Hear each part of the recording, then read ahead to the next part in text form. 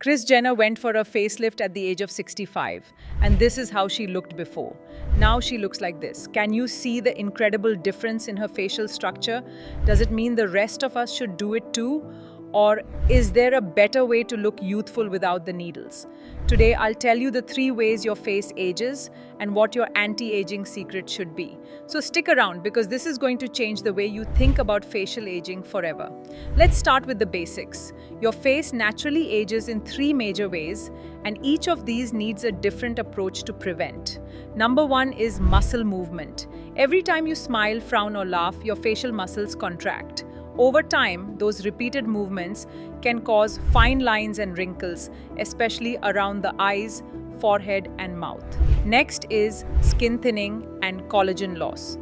As you age, your skin gets thinner and produces less collagen and elastin. Did you know your skin loses 1% of collagen every year after the age of 25? That also means it loses its bounce and firmness, making wrinkles and sagging more noticeable. The third reason is fat redistribution and sagging with age. Fat pads in your face can shift and shrink. This leads to hollowing under the eyes, sunken cheeks, and sagging along the jawline. So if you're looking to fight signs of aging, you have 2 main approaches: natural techniques that strengthen and tone the skin, or medical treatments like fillers and surgical procedures. If you want a detailed video on any surgical treatment, let me know in the comments. And don't forget to hit the bell so you never miss a video. Let's start with what works quicker. Botox is one such treatment. It's very popular among celebrities. It works by paralyzing specific facial muscles so they can't move. When there's no movement, fewer wrinkles occur. Results often appear in just a day or 2. But here's the catch. When one muscle is paralyzed, nearby muscles may start overcompensating. Over time, even they can weaken and lose tone. For example, if the masseter muscle is treated to slim the jawline, it might lead to sagging around the lips. We call this jowls. Then you need more injections to fix that, and so on. It becomes a cycle. Now, there's nothing wrong with that. Celebrities do this all the time, and I respect that choice. Botox is a commitment. Many people follow it for years.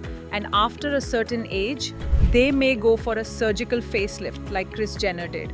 So when should you start Botox? My answer is simple. Start when face yoga stops giving you results. Let's talk about face yoga. It's the opposite of Botox. Instead of freezing your muscles, it activates and strengthens them.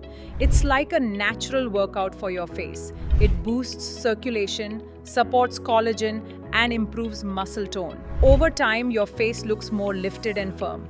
But remember, this takes consistency. Weeks or even months of practice are needed before you see real changes.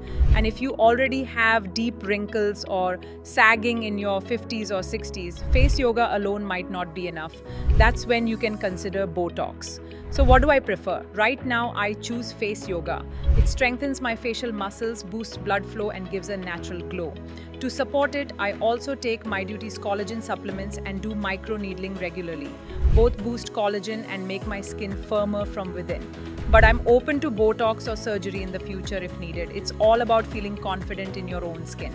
To sum it up, your face ages in 3 ways: muscle movement, collagen loss, and fat shifting. Botox stops muscle movement. Face yoga strengthens it. Both have value. It's about what works for your skin and goals.